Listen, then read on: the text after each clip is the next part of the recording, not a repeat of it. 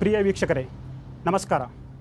ಇವತ್ತಿನ 1 to 1 ಕಾರ್ಯಕ್ರಮದ ವಿಶೇಷ ಅತಿಥಿ ಅಖಿಲ ಭಾರತೀಯ ವಿದ್ಯಾರ್ಥಿ ಪರಿಷತ್ ಮೂಲಕ ಸಾರ್ವಜನಿಕ ಜೀವನ ಪ್ರವೇಶ ಮಾಡಿದವರು, ರಾಷ್ಟ್ರೀಯ ಸ್ವಯಂ ಸೇವಕ ಸಂಘದ ಗರಡಿಯಲ್ಲಿ ಪಳಗಿದವರು, ಪ್ರಖರ ಹಿಂದುತ್ವವಾದಿ, ಒಂದಲ್ಲ ಎರಡು ಮಹತ್ತರ ಖಾತೆಗಳನ್ನು ಅವರು ನಿಭಾಯಿಸ್ತಾ ಇದ್ದಾರೆ.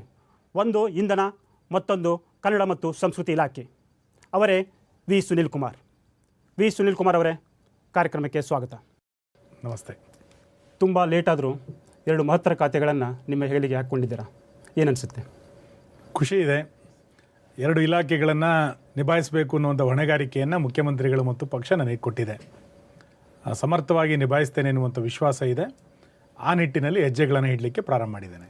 ನೀವೆಲ್ಲೋ ಹಿಂದೆ ಯಡಿಯೂರಪ್ಪ ಅವರ ಸಂಪುಟದಲ್ಲೇ ಮಂತ್ರಿ ಆಗಬೇಕಾಗಿತ್ತು, 2 ವರ್ಷ ಲೇಟ್ ಆಯಿತು. ಶಾಸಕನಾಗ್ತೇನೆ ಎನ್ನುವಂಥ ಕನಸನ್ನೇ ಕಂಡಿಲ್ಲ, ಹಾಗಾಗಿ ತಡ ಆಯಿತು ಅನ್ನುವಂಥ ಪ್ರಶ್ನೆ ಇಲ್ಲವೇ ಇಲ್ಲ. ಅವಕಾಶ ಪಕ್ಷ ನನಗೆ ಮಾಡಿಕೊಟ್ಟಿದೆ, ಕಾರ್ಕಳದ ಜನ ನನ್ನನ್ನು ಗೆಲ್ಲಿಸ್ಕೊಟ್ಟಿದ್ದಾರೆ. ಈಗ ಸಂದರ್ಭ ಒದಗಿ ಬಂದಿದೆ ಅಂತ ನಾನು ಅಂದ್ಕೊಳ್ತೇನೆ ಅಷ್ಟೇ. ನೀವು 2004ರಲ್ಲಿ ಕರ್ನಾಟಕ ವಿಧಾನಸಭೆ ಅತ್ಯಂತ ಕಿರಿಯ ಸದಸ್ಯರು, ಜೊತೆಗೆ ಈಗ ಕೂಡ ಬೊಮ್ಮಾಯಿ ಸಂಪುಟದಲ್ಲಿ ಅತ್ಯಂತ ಕಡಿಮೆ ವಯಸ್ಸಿನ ಮಂತ್ರಿಗಳು. ಇದು ಒಂದು ರೀತಿಯ ನಿಮಗೆ ಪ್ಲಸ್ ಪಾಯಿಂಟೇ ಅಲ್ಲ? ಒಂದು ಈ ರೀತಿ ಸತತವಾಗಿ 3 ಬಾರಿ ನನ್ನನ್ನು ಗೆಲ್ಲಿಸ್ಕೊಟ್ಟಂಥ ಕಾರ್ಕಳದ ಜನರಿಗೆ ಈ ಕೀರ್ತಿ ಸಲ್ಲಬೇಕು. 2004ರಿಂದ ನನ್ನನ್ನು ಶಾಸಕನನ್ನಾಗಿ ಮಾಡಿ ಈ ಸ್ಥಾನದ ತನಕ ತಂದು ನಿಲ್ಲಿಸಿದ್ದಾರೆ. ಆಯ್ಕೆ ಮಾಡಿದಂಥ ಕಾರ್ಕಳದ ಜನರಿಗೆ ಮತ್ತು ಈ ಎಲ್ಲ ಅವಕಾಶಗಳನ್ನು ಹಂತ ಹಂತವಾಗಿ ಕೊಟ್ಟಂಥ ಪಕ್ಷದ ಹಿರಿಯರಿಗೆ ಈ ಕೀರ್ತಿ ಬಿಟ್ಟರೆ ನಂದೇನು ಇದರಲ್ಲೇನು ಸಾಧನೆ ಏನಿಲ್ಲ. ಇಂಧನ ಇಲಾಖೆ ಮತ್ತು ಕನ್ನಡ ಮತ್ತು ಸಂಸ್ಕೃತಿ ಇಲಾಖೆ ಎರಡೂ ನೀವು ಬಯಸಿದ್ದ ಅಥವಾ ನಿಮಗೆ ಬಂದಿದ್ದ?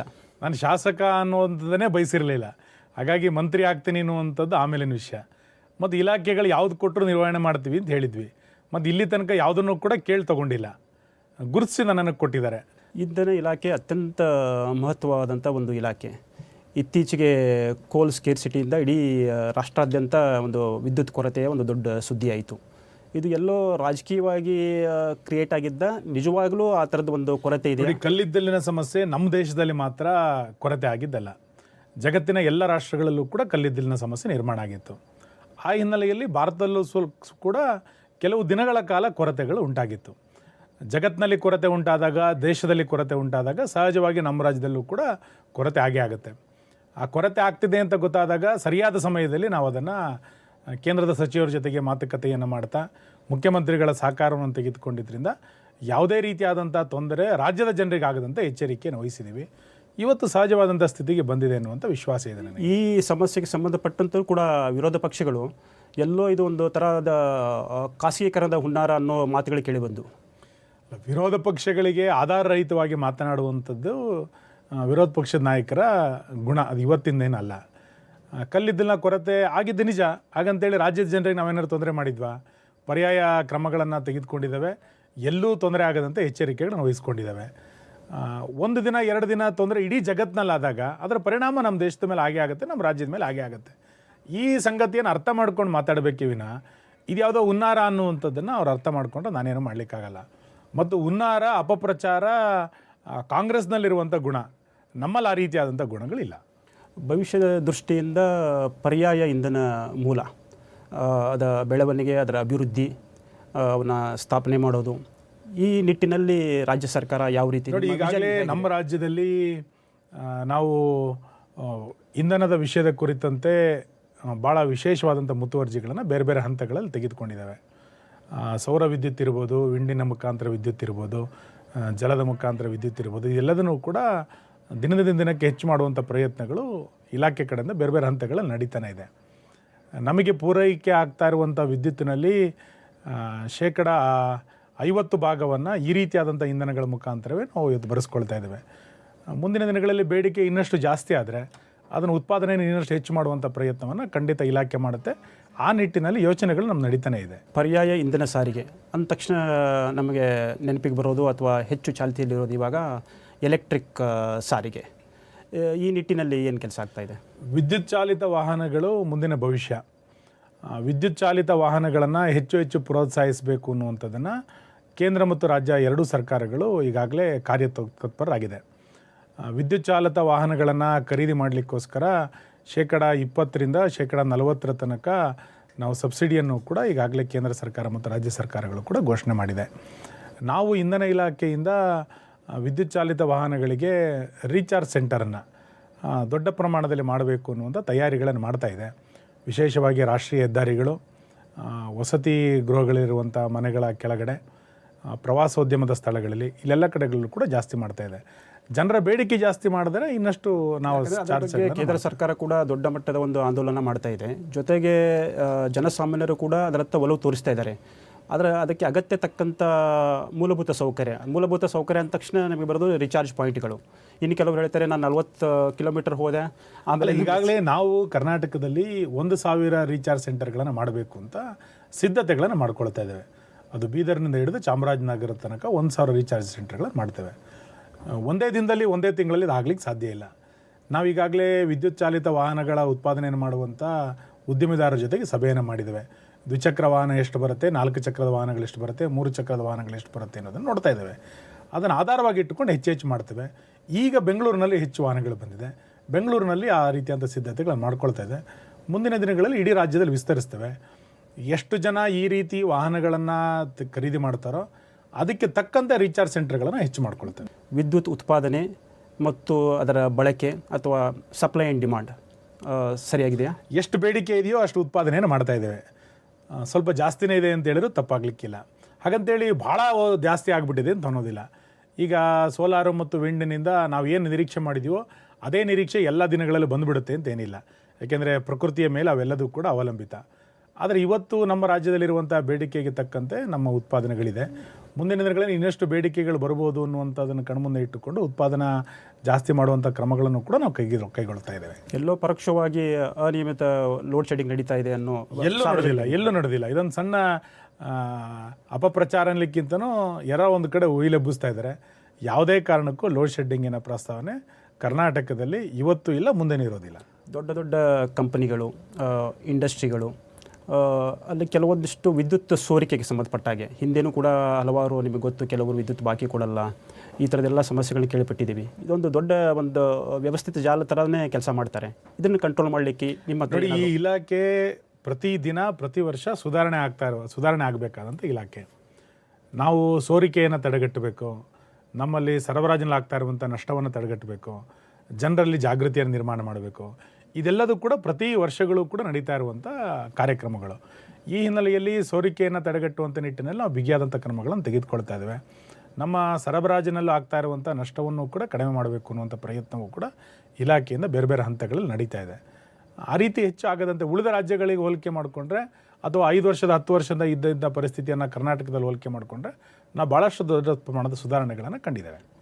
ಇನ್ನೊಂದು ಬಹುದಿನಗಳ ಬೇಡಿಕೆ ರೈತರಿಗೆ ನಿರಂತರ ವಿದ್ಯುತ್ ಪೂರೈಕೆ, ರೈತರ ಪಂಪ್ಸೆಟ್ಗಳಿಗೆ 3 ಫೇಸ್ ವಿದ್ಯುತ್ ಪೂರೈಕೆ ನಿರಂತರ ಮಾಡಬೇಕು ಅನ್ನೋ ದೊಡ್ಡ ಬೇಡಿಕೆ ಇದೆ ಆವಾಗಿಂದನೂ. ಸೊ ಈ ನಿಟ್ಟಿನಲ್ಲಿ ನಿಮ್ಮ ಇಲಾಖೆ ಅಥವಾ ನೀವು ಯಾವ ಥರ ಒಂದು ವಿಷನ್ ಹೊಂದಿದ್ದೀರಾ? ನೋಡಿ, 2 ಸಂಗತಿಗಳನ್ನು ನಾನು ಸ್ಪಷ್ಟ ಮಾಡ್ತೇನೆ. ಮೊದಲನೇದು, ರೈತರಿಗೆ 7 ಗಂಟೆಗಳ ಕಾಲ ವಿದ್ಯುತ್ತನ್ನು ಅವರ ಕೃಷಿ ಪಂಪ್ಸೆಟ್ಗಳ ಕೊಡಲಿಕ್ಕೆ ನಮ್ಮ ಸರ್ಕಾರ ಇವತ್ತು ಬದ್ಧ ಆಗಿದೆ. ಮಾನ್ಯ ಮುಖ್ಯಮಂತ್ರಿಗಳಾದಂಥ ಬೊಮ್ಮಾಯಿಯವರ ಇರಾದೆಯೂ ಕೂಡ ಅದೇ ಇದೆ. ರೈತರಿಗೆ 7 ಗಂಟೆಗಳ ಕಾಲ ವಿದ್ಯುತ್ತನ್ನು ಕೊಡಬೇಕು ಅಂತ. ನಿರಂತರವಾಗಿ 7 ಗಂಟೆ ನಮಗೆ ಕೊಡಲಿಕ್ಕೆ ಕಷ್ಟ ಸಾಧ್ಯ. ಆದರೆ ಅದನ್ನು 2 ಹಂತಗಳಲ್ಲಿ 3 ಹಂತಗಳಲ್ಲಿ ಕೊಡುವಂಥ ಪ್ರಯತ್ನ ನಡೀತಾ ಇದೆ. ಕೆಲವು ತಾಲೂಕುಗಳಲ್ಲಿ 7 ಗಂಟೆ ನಮಗೆ ಕೊಡಲಿಕ್ಕೆ ಆಗ್ತಾ ಇಲ್ಲ. ಈ ಸತ್ಯವನ್ನು ನಾನು ಒಪ್ಕೊಳ್ತೇನೆ. ಆ ರೀತಿಯಾದಂಥ ತಾಲೂಕುಗಳಿಗೂ ಕೂಡ ನಾವು ಇಲಾಖೆಯಲ್ಲಿ 100 ದಿನದ ಕಾರ್ಯಕ್ರಮವನ್ನು ಕೂಡ ಆಯೋಜನೆ ಮಾಡಿದ್ದೇವೆ. ಈಗಾಗಲೇ ಡಿಸೆಂಬರ್ ಕೊನೆಯ ಹೊತ್ತಿಗೆ ಇಡೀ ರಾಜ್ಯದಲ್ಲಿ ಎಲ್ಲ ರೈತರ ಪಂಪ್ಸೆಟ್ಗಳಿಗೆ 7 ಗಂಟೆಗಳ ಕಾಲ ವಿದ್ಯುತ್ತನ್ನು ನಾವು ಕೊಡ್ತೇವೆ. ಅದು 2 ಹಂತಗಳಲ್ಲಿರ್ಬೋದು, ಕೆಲವು ಕಡೆಗಳಲ್ಲಿ 3 ಹಂತಗಳಲ್ಲಿರ್ಬೋದು. ನಿರಂತರವಾಗಿ 7 ಗಂಟೆ ಕೊಡಲಿಕ್ಕೆ ನಮಗೆ ಇವತ್ತಿನ ದಿನದಲ್ಲಿ ಕಷ್ಟ. ಮುಂದಿನ ದಿನಗಳಲ್ಲಿ ನಾವು ಆಲೋಚನೆ ಮಾಡೋಣ. ಇನ್ನೊಂದು ನಿಮ್ಮದ ಮಹತ್ವದ ಇಲಾಖೆ ಕನ್ನಡ ಮತ್ತು ಸಂಸ್ಕೃತಿ ಇಲಾಖೆ. ಎಲ್ಲರೂ ನಾವೀಗ ಆಲ್ರೆಡಿ ರೆಡಿಯಾಗಿದ್ದೀವಿ ಕನ್ನಡ ರಾಜ್ಯೋತ್ಸವವನ್ನು ಆಚರಿಸಲಿಕ್ಕೆ. ಕನ್ನಡಕ್ಕಾಗಿ ನಾವು ಮಾತಾಡಿ ಕನ್ನಡ ಹಲವಾರು ವಿಶೇಷ ಅಭಿಯಾನ ಮತ್ತು ಕಾರ್ಯಕ್ರಮಗಳನ್ನು ಹಮ್ಮಿಕೊಂಡಿದ್ದೀರಿ. 1 ವಾರ ಕಾಲ ನಡೆಯುವಂಥದ್ದು. ಇದು ಕೇವಲ ಒಂದು ಅಭಿಯಾನ ಅಥವಾ 1 ವಾರದ ಮಟ್ಟಿಗೆ ಸೀಮಿತ ಆಗಿರಬಾರ್ದು. ಕನ್ನಡವನ್ನು ನಿಜವಾಗಿಯೂ ನಾವು ಜನರ ಮನಸ್ಸಿನಲ್ಲಿ ಅವರು ಒಪ್ಕೋಬೇಕು, ಅದನ್ನು ನಾವು ಜಾಗೃತಿ ಮಾಡಿಸಬೇಕು. ಈ ನಿಟ್ಟಿನಲ್ಲಿ ಸುದೀರ್ಘವಾದಂಥ ಒಂದು ಲಾಂಗ್ ಟರ್ಮ್ ವಿಷನ್ ಏನಾರು ಇದೆಯಾ? ಅಲ್ಲ ನೋಡಿ, ಒಂದು ಕನ್ನಡಕ್ಕಾಗಿ ನಾವು ಮತ್ತು ಮಾತಾಡ ಕನ್ನಡ ಇಲಾಖೆಯಿಂದ ಈ ಅಭಿಯಾನವನ್ನು ತೆಗೆದುಕೊಂಡಿದ್ದೇವೆ. ಎಲ್ಲದನ್ನೂ ಕೂಡ ಸರ್ಕಾರ ಮತ್ತು ಇಲಾಖೆ ಮಾಡಲಿಕ್ಕೆ ಸಾಧ್ಯ ಇಲ್ಲ. ನಾವೀಗ ಇದಕ್ಕೊಂದು ಚಾಲನೆಯನ್ನು ಕೊಟ್ಟಿದ್ದೇವೆ.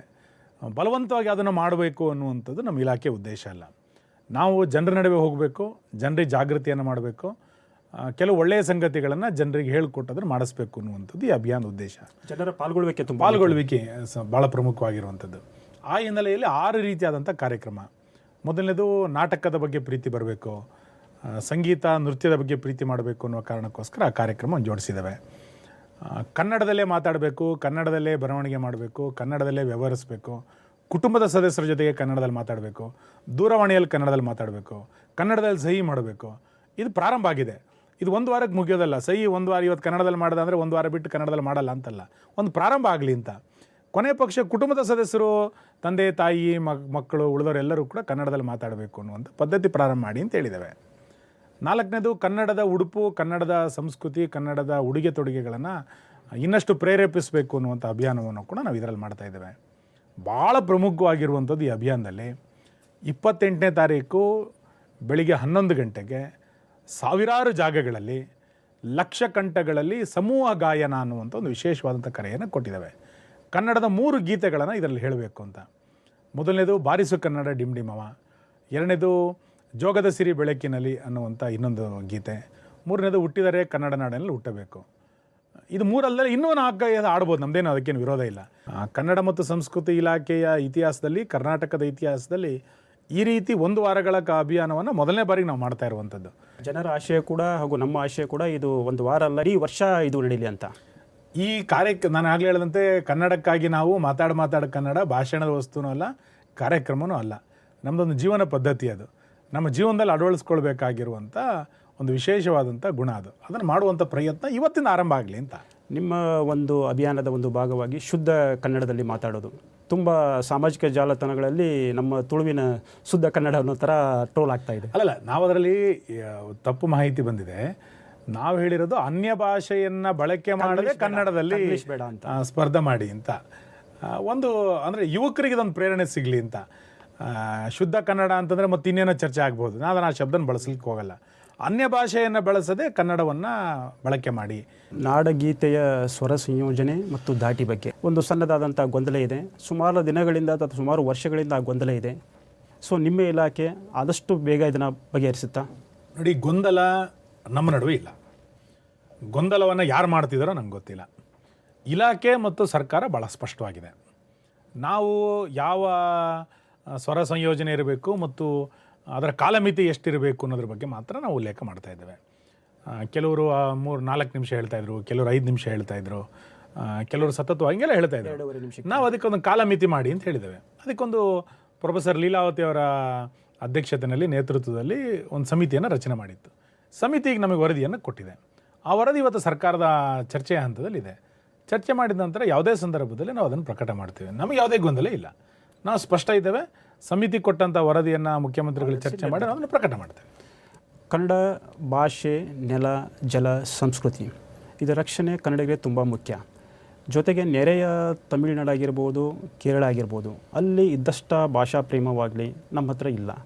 ಕೇಂದ್ರದಲ್ಲೂ BJP ಸರ್ಕಾರ ಇದೆ, ಇಲ್ಲೂ ಕೂಡ BJP ಸರ್ಕಾರ ಇದೆ. ಆದರೂ ಕೂಡ ಎಲ್ಲೋ ನಮ್ಮ ಫಾರ್ ಎಕ್ಸಾಂಪಲ್ ನಿಮಗೆ ಗಡಿ ವಿವಾದ, ಬೆಳಗಾವಿ ಗಡಿ ವಿವಾದ ಬಂದಾಗ, ಹೊಗೆನಕಲ್ ವಿವಾದ ಬಂದಾಗ, ಮಹದಾಯಿ ವಿವಾದ ಬಂದಾಗ, ಸೊ ಎಲ್ಲೋ ಒಂದು ಕಡೆ BJPಯವರು ಅಥವಾ ನಮ್ಮ ಸರ್ಕಾರ ಒಂಥರ ಸಾಫ್ಟ್ ಆಗಿರುತ್ತೆ.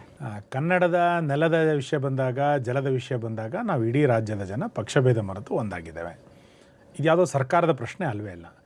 ಕೇಂದ್ರದಲ್ಲಿ ನಮ್ಮ ಸರ್ಕಾರ ಇದೆ, ಪಕ್ಕದ ರಾಜ್ಯದಲ್ಲಿ ನಮ್ಮ ಸರ್ಕಾರ ಇದೆ ಅನ್ನುವ ಕಾರಣಕ್ಕೋಸ್ಕರ ನಮ್ಮ ತನವನ್ನು ನಾವು ಕಳ್ಕೊಳ್ಳಿಕ್ಕೆ ಯಾವತ್ತೂ ಕೂಡ ನಾವು ತಯಾರಿಲ್ಲ. ಯಾವುದೇ ರೀತಿಯಾದಂಥ ಈ ರೀತಿಯ ವಿಷಯಗಳು ಬಂದಾಗ ಕರ್ನಾಟಕದ ಹಿತವನ್ನು ಕಾಪಾಡಿಕೊಳ್ಳುವಂಥದ್ದೇ ನಮ್ಮ ಮೊದಲ ಆದ್ಯತೆ. ಹಾಗಾಗಿ ನಾವು ದೇಶ ಮೊದಲು ಅನ್ನುವಂಥ ಘೋಷಣೆ ಹಿಡ್ಕೊಂಡೆ ನಾವು ಹೊರಟಿರೋವಂಥವ್ರು.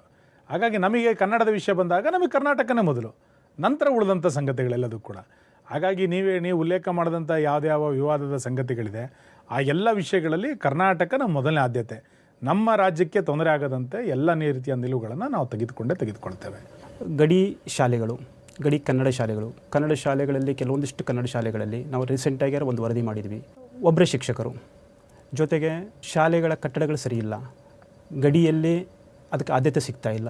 ಈ ನಿಟ್ಟಿನಲ್ಲಿ ಯಾವ ರೀತಿ ಕ್ರಮ ತಗೋತಾ ಇದ್ದಾರೆ? ನೋಡಿ, ಕನ್ನಡದ ಪ್ರೇಮ ಯಾವುದೋ ಒಂದು ಇಲಾಖೆಯಿಂದ ಆಗಬೇಕು ಅಂತ ನನಗೆ ಅನ್ನಿಸ್ತಿಲ್ಲ. ಎಲ್ಲ ಇಲಾಖೆಗಳು ಕೂಡ ಅದಕ್ಕೆ ಸಮನ್ವಯತೆ ಮುಖ್ಯ. ಸಮನ್ವಯತೆ ಕಾಪಾಡಬೇಕು. ವಿಶೇಷವಾಗಿ ಗಡಿ ಜಿಲ್ಲೆಗಳಲ್ಲಿ ಕನ್ನಡದ ಕುರಿತಂಥ ಜಾಗೃತಿಯನ್ನು ನಾವು ಈ ಅಭಿಯಾನದಲ್ಲೂ ಕೂಡ ತೆಗೆದುಕೊಂಡಿದ್ದೇವೆ. ಶಿಕ್ಷಣದಲ್ಲಿ ಕನ್ನಡದ ಪ್ರೇಮ ಮತ್ತು ಕನ್ನಡ ಶಾಲೆಗಳಿಗೆ ಹೆಚ್ಚು ಆದ್ಯತೆಯನ್ನು ಕೊಡಬೇಕು ಅನ್ನುವಂಥ ಹಿನ್ನೆಲೆಯಿಂದ ಈಗಾಗಲೇ ಶಿಕ್ಷಣ ಇಲಾಖೆ ಕಾರ್ಯಕ್ರಮಗಳನ್ನು ಹಾಕ್ಕೊಳ್ತಾ ಇದೆ. ಗಡಿ ಅಭಿವೃದ್ಧಿ ಪ್ರಾಧಿಕಾರವು ಕೂಡ ಈ ನಿಟ್ಟಿನಲ್ಲಿ ಬೇರೆ ಬೇರೆ ರೀತಿಯಾದಂಥ ಹೆಜ್ಜೆಗಳನ್ನು ಇಡ್ತಾ ಇದೆ. ನಾವೆಲ್ಲರೂ ಕೂಡ ಒಂದು ಸಮನ್ವಯವನ್ನು ಸಾಧಿಸಿ ಎಲ್ಲಿ ಆ ರೀತಿ ಕೊರತೆಗಳು ಕಾಣ್ತಾ ಇದೆ ಅಂತ ಅನ್ನಿಸ್ತಾ ಇದೆಯೋ ಆ ಕೊರತೆಗಳನ್ನು ನೀಗಿಸಿಕೊಳ್ಳುವಂಥ ಪ್ರಯತ್ನವನ್ನು ಖಂಡಿತ ಈ ಸರ್ಕಾರ ಈ ವಿಷಯನ ನಾನು ಯಾಕೆ ಕೇಳಿದೆ ಅಂತಂದರೆ, ಈ ಪೋಸ್ಟ್ ಕೋವಿಡ್ ನಂತರ ಸರ್ಕಾರಿ ಶಾಲೆಗಳತ್ತ ಪೇರೆಂಟ್ಸ್ಗಳ ಒಲವು ಹೆಚ್ಚಾಗ್ತಾ ಇದೆ, ಸಂಖ್ಯೆ ಹೆಚ್ಚು ಬರ್ತಾ ಇದೆ. ಸೊ ಆ ನಿಟ್ಟಿನಲ್ಲಿ ನಾವು ಇನ್ನಷ್ಟು ಇದನ್ನು ಸದೃಢಗೊಳಿಸಿದರೆ ನಮ್ಮದು ಈ ಕಾನ್ವೆಂಟ್ ಪಿಡುಗೋ ಇನ್ನೊಂದಿದೆಯಲ್ಲ ಅನ್ಯ ಭಾಷೆ ಪ್ರೇಮ, ಅದು ತಾನಾಗೆ ಸತ್ತೋಗುತ್ತೆ. ಅಲ್ಲ, ಒಂದು ಯಾರು ಕನ್ನಡದ ಕುರಿತಂತೆ ಮಾತಾಡ್ತಾರೆ, ನಾನು ವಿನಂತಿಸ್ತೇನೆ, ಕನ್ನಡದ ಪ್ರೇಮ ಸ್ವಯಂ ಅನುಷ್ಠಾನಗೊಳ್ಳಬೇಕು. ಕನ್ನಡದ ಪ್ರೇಮ ಯಾವುದೋ ವೇದಿಕೆಗೆ ಸೀಮಿತ ಅಲ್ಲ. ನಾನು ಕನ್ನಡವನ್ನು ಪ್ರೀತಿಸೋದ್ರ ಜೊತೆಯಲ್ಲಿ ನಾನು ಅದನ್ನು ಅನುಷ್ಠಾನಕ್ಕೆ ತರ್ತೇನೆ, ನನ್ನ ಮನೆಯಲ್ಲಿ ಆ ರೀತಿಯಾದಂಥ ಪ್ರವೃತ್ತಿಯನ್ನು ಬೆಳೆಸ್ತೇನೆ ಎನ್ನುವಂಥದ್ದು ಆಗಬೇಕು.